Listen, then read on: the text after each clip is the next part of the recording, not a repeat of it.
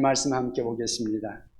하나님 말씀 오늘 우리에게 들려주실 말씀은 요한복음 1장 1절부터 12절 말씀입니다. 요한복음 1장 1절부터 12절 말씀 찾으셔서 제가 봉독하도록 하겠습니다. 제가 가지고 있는 성경 신약 성경 142쪽입니다. 요한복음 1장 1절부터 12절까지 제가 봉독하겠습니다. 태초에 말씀이 계시니라. 이 말씀이 하나님과 함께 계셨으니 이 말씀은 곧 하나님이시니라. 그가 태초에 하나님과 함께 계셨고 만물이 그로 말미암아 지은 바 되었으니 지은 것이 하나도 그가 없이는 된 것이 없느니라. 그 안에 생명이 있었으니 이 생명은 사람들의 빛이라. 빛이 어두움에 비추되 어두움이 깨닫지 못하더라. 하나님께로부터 보내심을 받은 사람이 있으니 그의 이름은 요한이라. 그가 증언하러 왔으니 곧 빛에 대하여 증언하고 모든 사람이 자기로 말미암아 믿게 하려 합니다. 그는 이 빛이 아니요 이 빛에 대하여 증언하러 온 자라. 참 빛, 곧 세상이 와서 각 사람에게 비추는 빛이 있었나니 그가 세상에 계셨으며 세상은 그로 말미암아 지은 바 되었으되 세상이 그를 알지 못하였고 자기 땅에 오매 자기 백성이 영접하지 아니하였으나 영접하는 자 곧 그 이름을 믿는 자들에게는 하나님의 자녀가 되는 권세를 주셨으니 아멘. 오늘은 요한복음 1장 1절로 12절 말씀을 중심으로 해서 태초부터 계신 분이라는 제목으로 함께 말씀을 나누고자 합니다. 여러분들이 성경을 첫 페이지를 딱 열어보면 창세기 1장 1절에 이런 말씀이 나옵니다. 제일 처음에 나오는 것이 태초에 하나님이 천지를 창조하시니라. 아멘. 우주 역사의 시작을 알리고 있는 선언입니다. 여기서 태초는 우주와 이 땅의 시간의 시작을 알리는 태초입니다. 그런데요, 창세기 1장과 비슷하지만 그러나 매우 대조적인 성경의 태초가 있습니다. 바로 오늘 요한복음 1장 1절에 나오는 말씀이죠. 요한복음 1장 1절에는 뭐라고 말씀하세요? 태초에 말씀이 계시니라. 태초에 말씀이 계십니다. 우리말에는 똑같은 말로 시작되지만 창세기 1장 1절과 요한복음 1장 1절의 태초는 구별이 됩니다. 창세기 1장 1절보다 요한복음 1장 1절이 시간적으로 앞선 시간입니다. 창세기 1장 1절의 태초는 우리가 알고 있는 이 세상의 시간의 시작이라고 한다면 요한복음 1장 1절에 나오는 태초는 그보다 앞선 영원부터 존재하는 시작을 의미합니다. 그러니까 요한복음 1장 1절에 나오는 태초라는 말은 헬라어로 헨 아르케라는 그러한 단어로 되어 있습니다. 이 말은 시작 이전부터, 그러니까 시작은 시작인데 그 시점을 정할 수 없는 시작을 말합니다. 다시 말하면 영원부터 존재하고 계신다는 그런 의미입니다.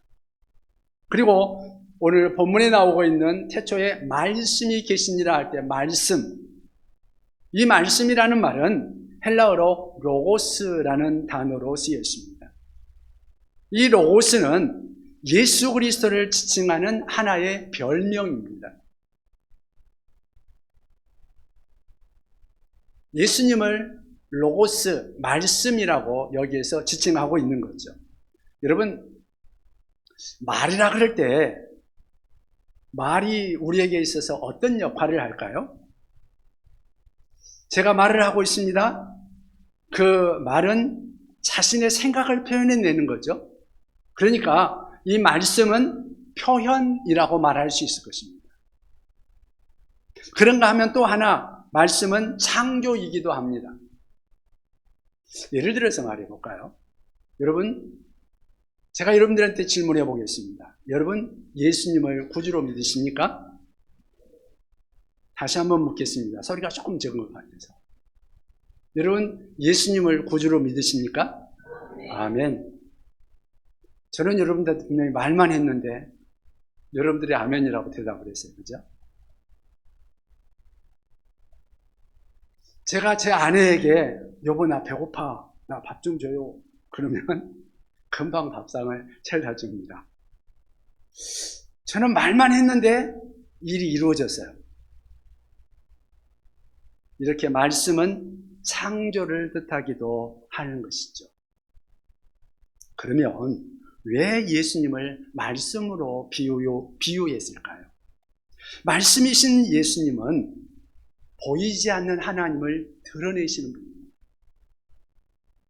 다시 말하면 하나님을 표현하시는 분입니다. 말씀이신 예수님, 그분은 하나님을 드러내고 표현하시는 분이라는 그러한 의미로 이해하면 좋을 것입니다. 요한복음 1장 18절에 보면 우리 같이 한번 읽어볼까요? 조금 앞으로 조금 더 나아가서 18절 우리 다 같이 한번 읽어볼까요? 요한복음 1장 18절입니다. 본래 하나님을 본 사람이 없으되 아버지 품속에 있는 독생하신 하나님이 나타내셨느니라. 아멘.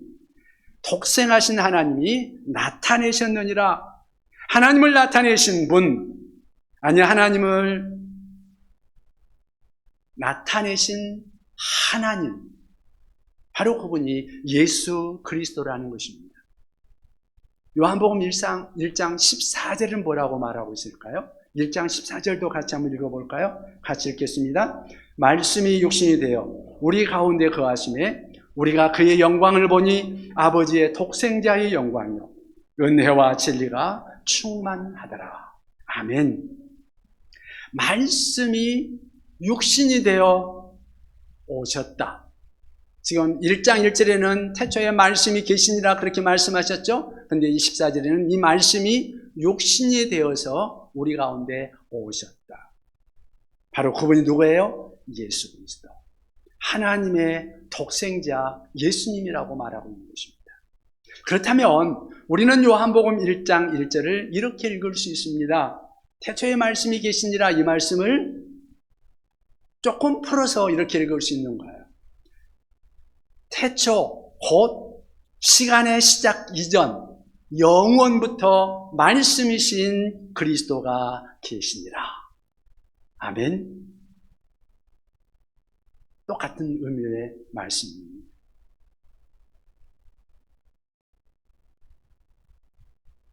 우리가 오늘 읽은 본문, 이것은 요한복음의 서문이라고 말할 수 있을 것입니다. 본문을 통해서 역사 속에 찾아오신 태초부터 계신 바로 그분. 그분은 과연 누구신가?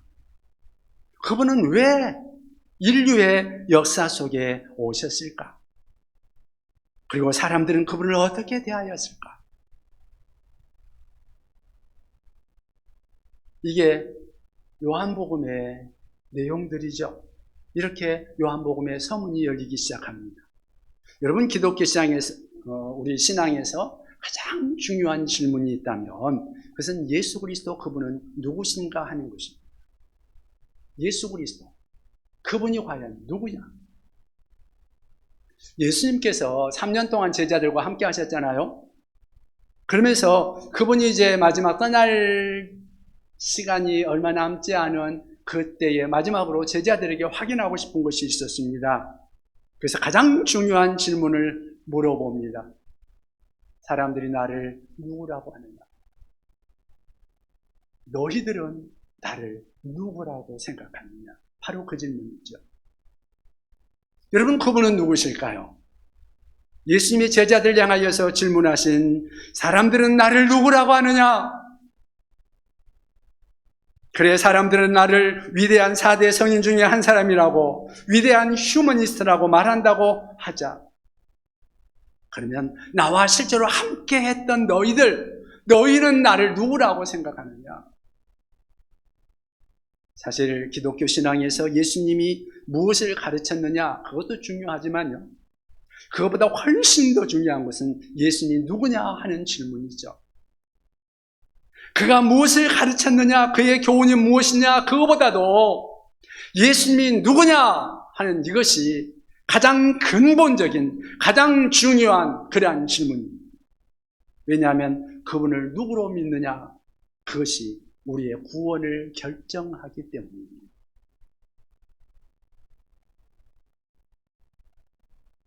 그때 베드로가 우리 예수님을 감동시키는 그러한 대답을 하죠. 뭐라고 대답해요? 너희가 사람들이 나를 누구라고 말하냐고 하다가 너는 나를 누구라고 생각하느냐고 물어보니까 베드로가 하는 대답, 마태복음 16장 16절이죠. 다 같이 한번 암송해 볼까요? 시작. 주는 그리스도시요 살아계신 하나님의 아들이십니다. 아멘. 예수님이 너무너무 좋아서요. 예수님이 이것을 위해서 이 땅에 오셨거든요. 그 고백을 듣기 위해서 예수님이 이 땅에 오셨거든요. 그때 예수님이 베드로에게 말합니다. 시몬아, 내가 스스로 깨달은 것이 아니라 하늘에 계신 내 아버지께서 도와주신 것이다. 성령님이 도와주신 거야. 그렇게 말씀하고 있는 거죠. 그런데 이 베드로의 고백과 비슷한 대답, 예수님의 이 질문에 대한 또 하나의 대답을 하나의 책 전체를 통해서 들려주고 있는 책이 있는데요. 그것이 바로 요한복음입니다. 요한복음이 바로 예수님이 누구신가에 대한 질문에 대한 답을 주고 있는 그러한 책입니다. 사도 요한이 요한복음을 기록한 목적을 뭐라고 말하고 있는지 볼까요? 요한복음 20장 31절에 보면 요한이 그렇게 말합니다. 이 요한복음을 이해하는 열쇠와 같은 구절인데요. 거기에 이렇게 말씀합니다.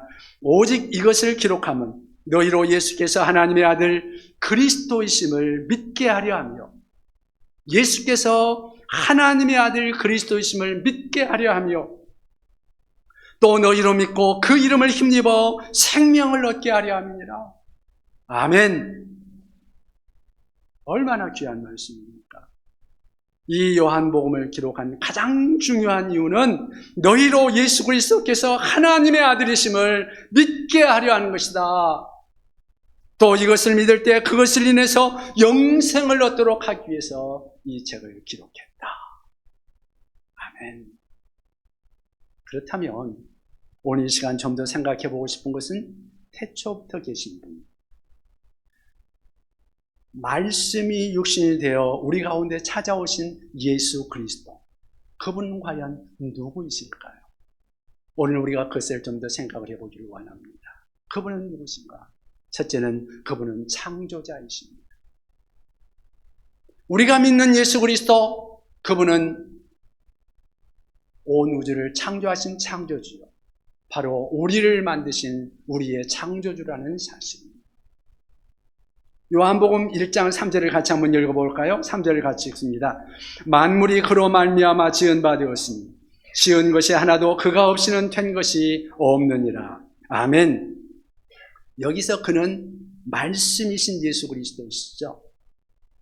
그러니까 그분은 피조물이 아닙니다. 우리처럼 지음을 받은 한 인간이 아니라, 이 땅에 인간으로 계셨지만 그분은 피조물인 인간이 아니라 창조자라는 선언입니다. 요한복음 1장에서 말씀하신 그분, 말씀이신 예수 그리스도, 역사 속에 육체를 가지고 이 땅에 오신 그분, 그러나 그분은 본질에 있어서 하나님이라는 선언을 하고 있는 것입니다. 우리 2절로 같이 한번 볼까요? 1장 2절 같이 읽겠습니다. 시작. 그가 태초에 하나님과 함께 계셨고, 아멘. 그분이 하나님과 함께 계셨다. 그는 태초부터, 그러니까 시간 이전부터, 영원부터 하나님과 함께 계신 하나님이시다. 그렇게 여기서 증언하고 있는 것입니다. 그러니까 우리가 생각하는 2000년 전에 이스라엘 땅에서 사셨던 그분이 그때 처음 존재한 것이 아니라 영원전부터 하나님과 함께 계신 하나님이시라고 오늘 성경은 우리에게 말씀해 주고 있는 것입니다. 그는 태초부터 아니 시간 이전부터 하나님과 함께 계신 하나님이다.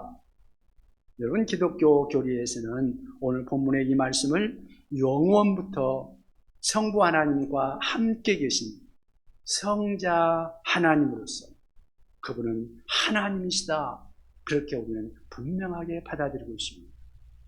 여러분도 그렇게 믿으십니까? 히브리서 1장 2절에 보면 거기에도 예수 그리스도가 누구인지에 대해서 설명하고 있는데요, 이 모든 날 마지막에는 아들을 통하여 우리에게 말씀하셨습니다. 아들이 누구예요? 예수 그리스도죠. 아들을 통하여 우리에게 말씀하셨습니다. 이 아들을 만유의 상속자로 세우시고 또 그로 말미암아 모든 세계를 지으셨느니라. 누구로 말미암아? 그로 말미암아, 예수 그리스도로 말미암아 모든 세계를 지으셨다. 무슨 뜻일까요?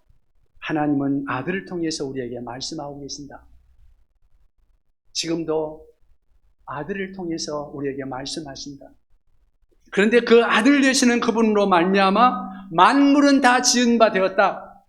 그 아들 되시는 분은 바로 예수 그리스도시요 창조자 하나님이시다, 그 말씀입니다. 그렇습니다. 예수 그리스도는 우리 이웃들이 보편적으로 생각하는 것처럼 그냥 인류의 위대한 스승이 아니라는 것입니다. 사람들이 생각하는 것처럼 4대 성인 중에 하나나 뭐 그런 사람이 아니라 그분은 창조주시며 하나님이시다. 성경은 그렇게 우리에게 선언하고 있는 것입니다. 만약에 여러분들이 이것을 믿지 못한다면, 이것을 믿을 수 없다면 죄송하지만 교회에 평생 다닐 때 그 사람 그리스도인 아닙니다. 이건 믿지 못하면, 예수님이 우리의 하나님이신 것을 알지 못하신다면 평생 교회 다녀도 그 사람 구원받은 사람이 아니라고 말할 수 있습니다.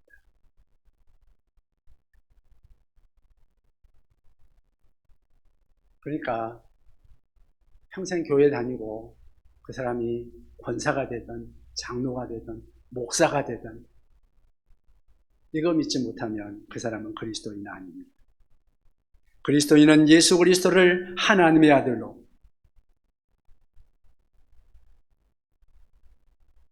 그분을 하나님으로 믿는 사람, 그 사람이 그리스도인인 것입니다. 이것을 성경은 계속적으로 거듭 반복하고 반복하며 선포하고 또 확인하고 또 확인합니다.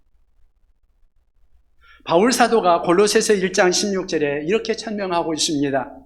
만물이 그에게서 창조되되 하늘과 땅에서 보이는 것들과 보이지 않는 것들과 혹은 왕권들이나 주권들이나 통치자들이나 권세들이나 만물이 다 그로 말미암고 그를 위하여 창조되었고. 엄청난 선언이죠. 만물이 그분으로부터 창조되었다고 선언하고 있습니다. 만물은 그를 위해서 창조되었다. 그분이 바로 예수 그리스도이시다. 여러분, 오늘 우리가 믿고 있는, 우리가 구주로 믿고 영접한 예수 그리스도, 그분이 바로 창조주 하나님이십니다. 내가 내 마음에 모시고 사는 그리스도, 그분은 본질에 있어서 창조자 하나님이시오. 나를 창조하신 하나님이신 것입니다. 그가 나를 지으신 분이라면 그분은 누구보다도 나를 잘 아시지 않을까요? 예, 태초부터 계신 분, 그분이 누군가? 첫 번째는 그분은 창조자라고 했습니다. 예수 그리스도는 창조자다. 두 번째는 그분은 구원자이십니다. 예수 그리스도는 우리의 구원자이십니다. 창조자가 우리의 구원자가 되기 위해서 우리 가운데 찾아오셨다는 말씀입니다. 이 진리를 요한은 창조자이신 그분을 망각하고 살아가고 있는 이 세상에 어둠 가운데 빛으로 찾아오셨다고 선언하고 있는 것입니다. 다시 말하면 죄악의 어둠에 온통 빠져버린 우리 모든 사람들을 위하여서 우리를 구원하기 위해서 빛이신 그분이 우리에게 빛으로 찾아오셨다는 것입니다. 빛은 어둠의 구원자입니다. 어둠은 빛으로만 극복될 수 있습니다. 어둠은 스스로 문제를 해결할 수 없습니다. 빛이 오면 어둠 속에 있는 모든 것이 드러납니다. 그리고 어둠은 정리됩니다. 새로워지죠. 어둠의 구원자는 그런 의미에서 빛입니다. 빛이 그것이 본문 4절의 말씀입니다. 다시 말하면 창조자가 세상에 생명을 주신 그 창조자가 생명을 가지신 그분이 죄악으로 어두워진 세상을 구원하기 위해서 빛으로 이 땅에 오셨다는 선언입니다. 우리 1장 4절 같이 한번 읽어볼까요? 1장 4절 같이 읽겠습니다. 같이 읽습니다. 그 안에 생명이 있었으니 이 생명은 사람들의 빛이라. 아멘. 빛으로 오셨다. 죄와 어둠으로 파괴된 우리 영혼을 고쳐주기 위해서, 우리 인류를 고쳐주기 위해서 창조자께서 빛으로 구원자로 오신 것입니다.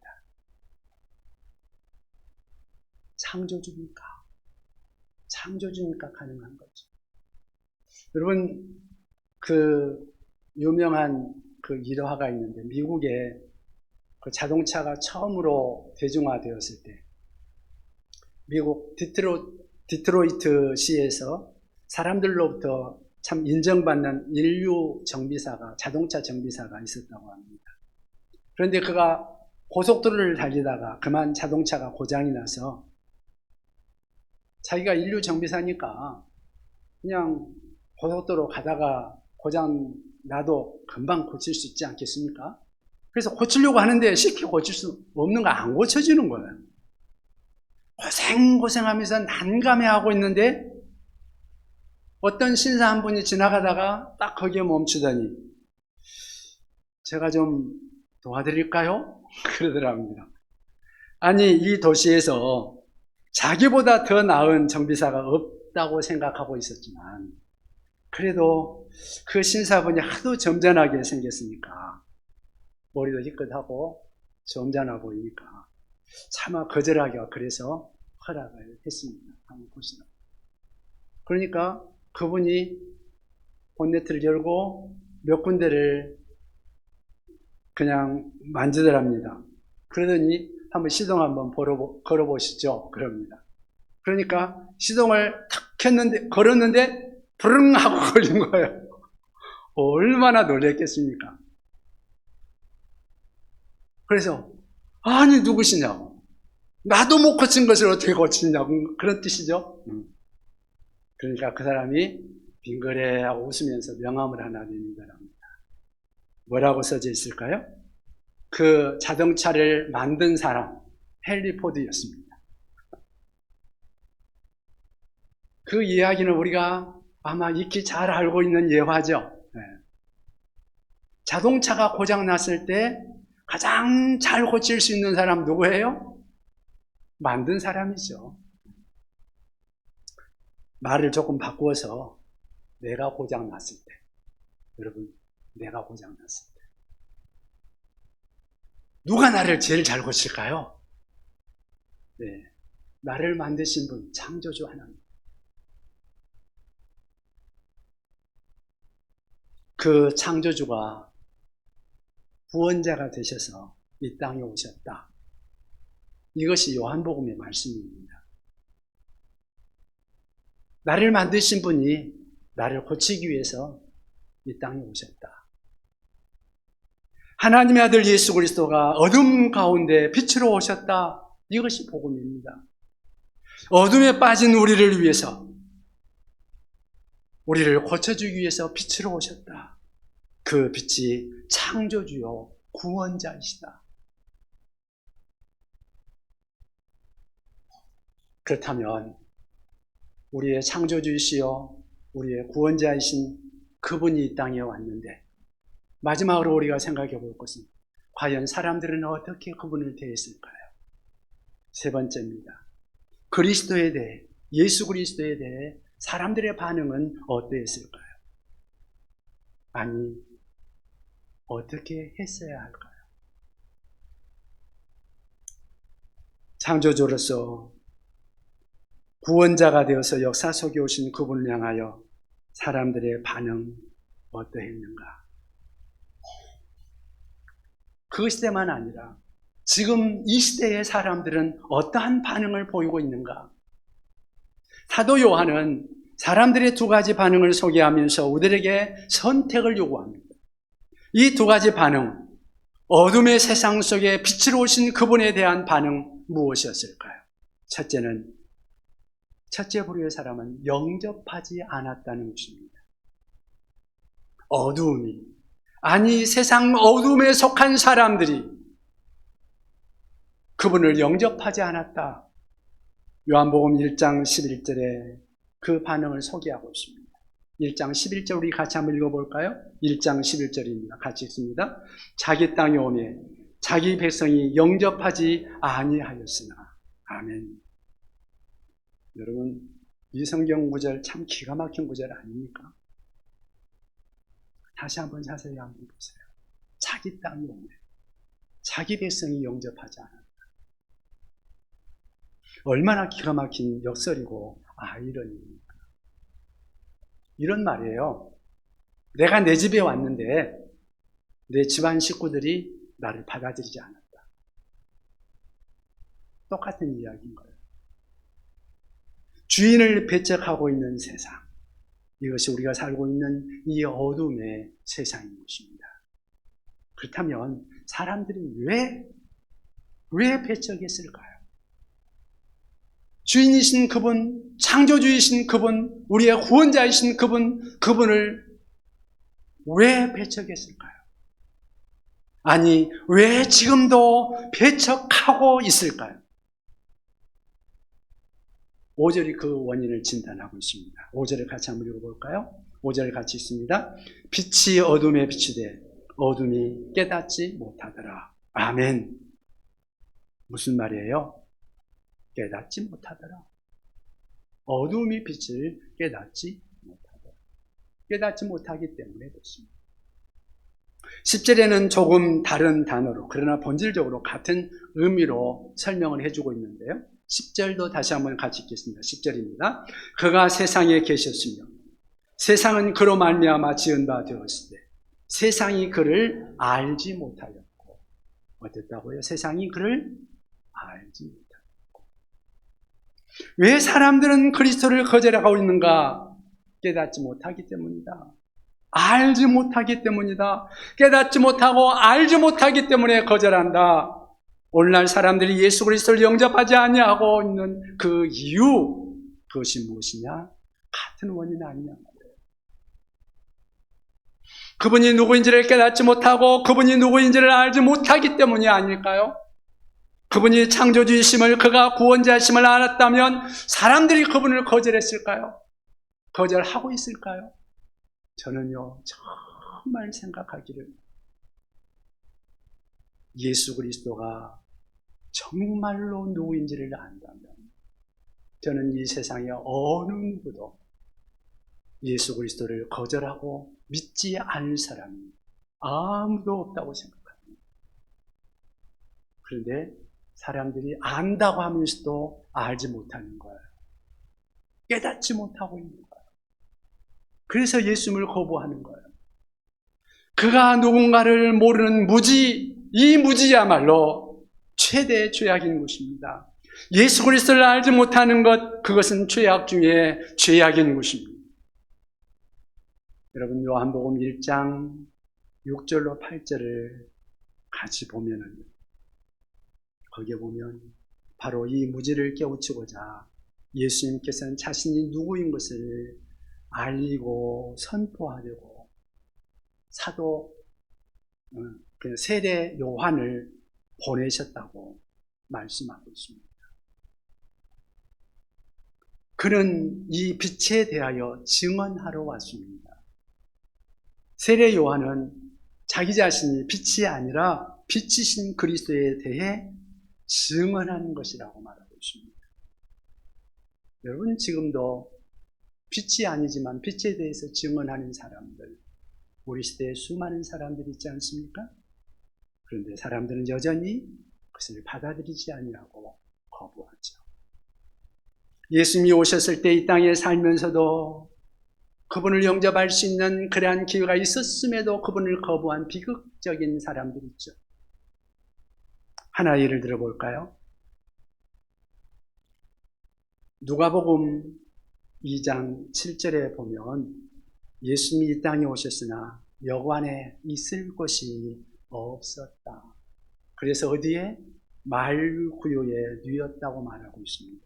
만약 그 여관 주인이, 지금 태어나는 분이 정말로 세상을 지으신 창조자요 우리의 구주이심을 알았다면 여러분 어떻게 반응했을 것 같아요? 두말할 필요가 없죠. 우리는 이 사건을 2000년 전에 일어났던 한 비극으로만, 그때만 일어났던 한 비극으로만 생각해서는 안 됩니다. 오늘 저와 여러분의 마음을 놓고 하시는 예수님을 우리는 참으로 영접하였는지, 혹시 내 마음 중심에, 내 생각의 외진 곳에 후유에 그분을 방치한 채로 두지는 않았는지, 예수라는 존재는 가끔 내 생각을 지나가는 어떤 분에 불과한 것은 아닌지, 그분이 여러분에게 있어서 예수라는 그분이 과연 여러분들에게는 어떤 존재입니까? 여러분, 어둠 속에 빛으로 오신 그분들에 대한 사람들의 반응, 첫 번째는 영접하지 않았다 그랬는데요. 두 번째, 영접하는 사람들이 있었다는 사실. 예수님을 영접하는 사람들이 있었다. 이 반응과 대조적인 참으로 다행스러운 반응, 그러니까 예수님을 거부한 사람들에 대한 대조적인 반응을 보인 사람들이 있었는데, 그 반응을 보인 사람들은 소수의 사람들이었습니다. 우리 요한복음 1장 12절을 같이 한번 읽어보십시다. 12절 같이 읽겠습니다. 영접하는 자, 곧 그 이름을 믿는 자들에게는 하나님의 자녀가 되는 권세를 주셨습니다. 아멘. 전 여러분들이 이 성경 구절을 잘 암송하고 있으면 좋겠습니다. 영접하는 자, 곧 그 이름을 믿는 자들에게는 하나님의 자녀가 되는 권세를 주셨다. 예수님이 이 땅에 오셨을 때 대부분의 사람들은 그분에 대해서 무지하였습니다. 그리고 영접하지 않았습니다. 당시 로마의 황제도, 그 지역의 통치자였던 헤롯 왕도 몰랐습니다. 성경을 연구하던 대제사장과 서기관들도 그를 영접하지 못했습니다. 더러는 무지함 때문에, 더러는 경쟁의식 때문에, 더러는 자존심 때문에, 더러는 편견 때문에 그를 영접하지 않았습니다. 그러나 영접한 사람들이 있었습니다. 대중의 반응과 다른 개인적인 결단으로 그렇게 영접한 영적인 소수자들이 있었습니다. 그들은 당시 사회에서 소외계급으로 취급되던 사람이었습니다. 그래서 그들의 마음은 가난했던 사람들이었고, 그래서 마음이 겸손한 사람들, 그래서 마음을 열 수 있었던 사람들, 그들이 예수 그리스도를 마음에 받아들이고 아기 예수를 향해 달려갔습니다. 그리고 엎드려 그분을 경배했습니다. 베들레헴에서 양치던 목자들이 그리하였습니다. 동방에서 별을 연구하던 박사들이 그렇게 하였습니다. 그리고 성전에서 기도하며 구세주의 오심을 간절한 마음으로 사모했던 가난한 과부 안나가 그렇게 했습니다. 요한복음 1장 12절은 말씀합니다. 우리 다시 한번 같이 암송해 볼까요? 다 같이 시작. 영접하는 자, 곧 그 이름을 믿는 자들에게는 하나님의 자녀가 되는 권세를 주셨습니다. 아멘. 예수님을 영접하는 자에게 하나님의 자녀가 되는 합법적인 권리를 주셨다는 것입니다. 이것이 바로 요한복음의 복음입니다. 이것이 인류를 향한 복된 소식입니다. 우리 주님은 지금도 우리에게 찾아오셔서 우리의 마음 문을 두드리십니다. 여러분은 어떤 반응을 하시겠습니까? 문을 열어드리시겠습니까? 그분을 영접하겠습니까? 그 순간 빛이 임할 것입니다. 거절하시겠습니까? 영접하시겠습니까? 어둠입니까? 빛이십니까? 여러분의 선택은 무엇입니까? 오늘 이 시간 이 말씀에, 이 물음에 여러분 응답해 보시기 바랍니다. 함께 기도하십시다. 기도하면서